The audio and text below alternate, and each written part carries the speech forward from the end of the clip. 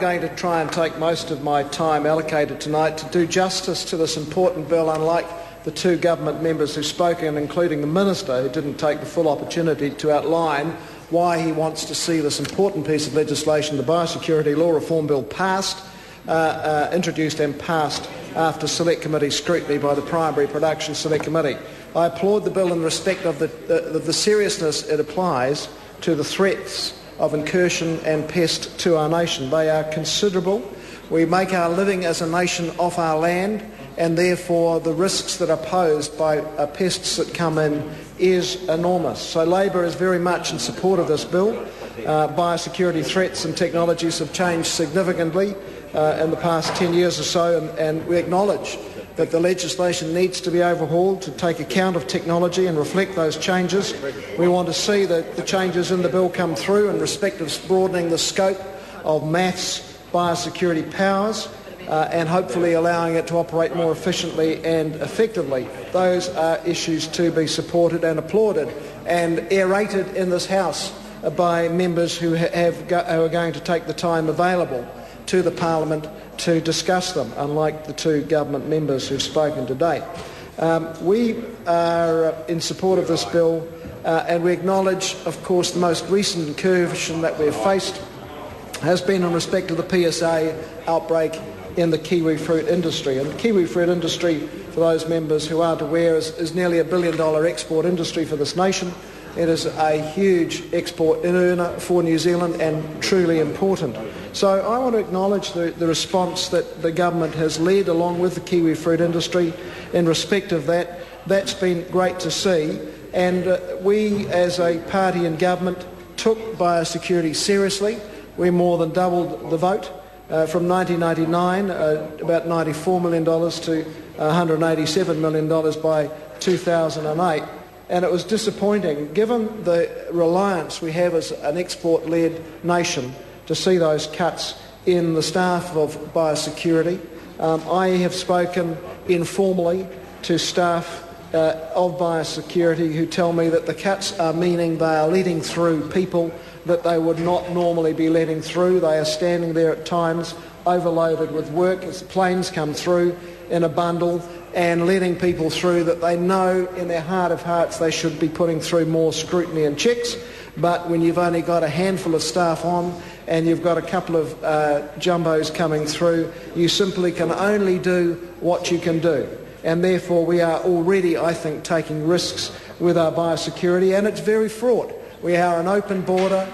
We receive enormous tonnages of imports. They come in containers, only a handful of which are inspected. We have to do things on a threat risk basis. That's understood.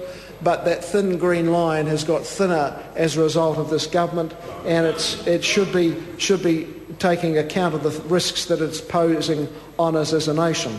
And of course, I'm well aware of the threats that are posed. I was living in Marlborough at the time that the Ross River virus was discovered in a tiny, tiny part of Marlborough, the Vernon Lagoons area, one of those beautiful parts of that beautiful province. And there was an enormous project went in to capture the mosquitoes carrying that Ross River virus threat, an enormous effort, salt marsh mosquitoes, and that was great to see because the risks were very considerable if that had taken hold in that rather balmy climate of Marlborough out there on the Vernon Lagoons. Obviously the painted apple moth some years earlier, we saw a spraying regime across Auckland, all highly appropriate.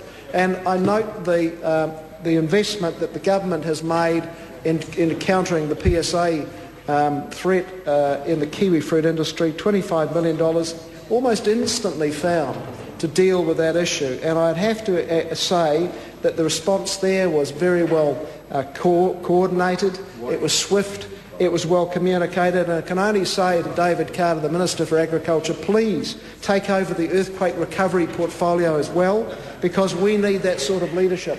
We need that sort of leadership because at the moment things are going backwards in terms of Christchurch in respect of the response of the government to the earthquake, and we saw last week a pitiful package. We wish we could get a $25 million package announced to assist Christchurch businesses which are reeling from the onslaught of the earthquake and its impacts the ramifications for it will be with us for a long, long time, especially if nothing is done in the interim as Christmas approaches. And I note $25 million for PSA. Great to see that. Good to see a minister providing the leadership, getting the industry together, getting a commitment from the industry, so it's in fact a $50 million package, and I contrast that with the $100,000 in real cash found for the Christchurch business community, where jobs are bleeding because of the impact of the quake and the impact of turnover. So businesses are often experiencing half the turnover they had before the September the 4th, 7.1% quake. And I just wish we could have David Carter, and I'm sure in Cabinet he would have stood up for the people of Canterbury as a Canterbury-based minister and MP and told the Cabinet that they needed to do more. And I hope he continues to do that. I hope he doesn't let Bill English, with his very, very trenchant approach to these issues, his fear for precedent, take hold and mean that we're going to see hundreds more jobs lost in the Christchurch business community and hundreds more businesses having to close for want of a small and judicious intervention by government at a time of a once in 750-year event. So we want to say, in respect of the response to the kiwi fruit PSA issue, that there has been a great response, and that's what we need when we are a nation that earns its living from exports like kiwi fruit. The risks of incursions are enormous. We are talking of something took hold that got into, say, the dairy industry. Well, there's an $11 billion industry. The sheep meats industry, a couple of $1 billion. So there are huge risks posed, and that's why we are supporting this piece of legislation.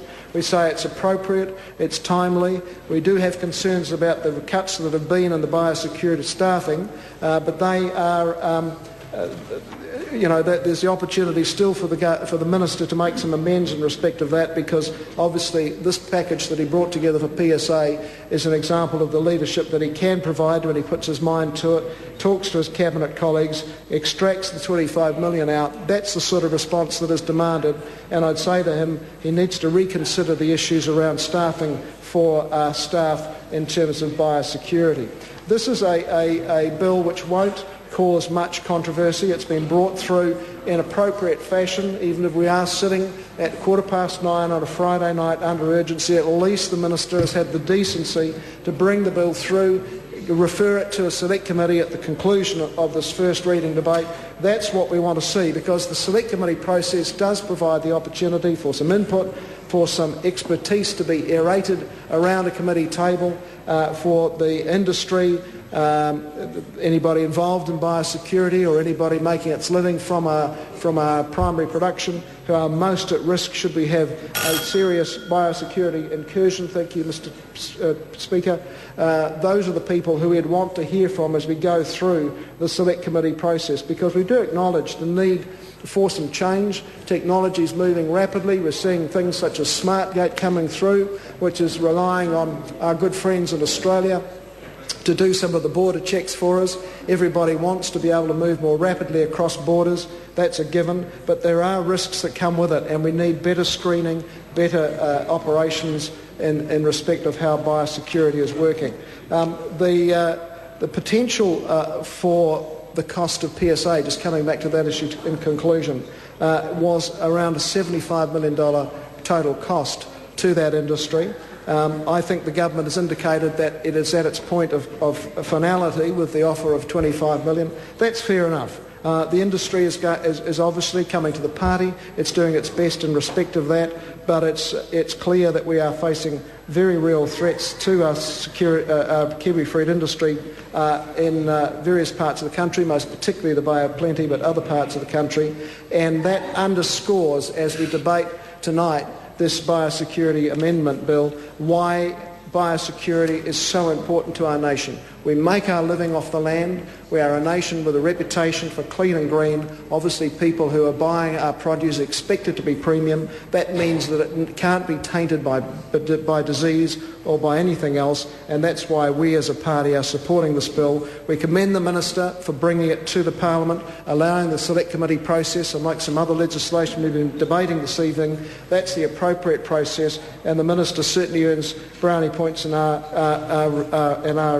in our view. I can just finally say I wish the Minister would talk to his colleague, the Minister for Earthquake Recovery, and try and win the sort of money for Canterbury in terms of its business community. Sorry to interrupt the Honourable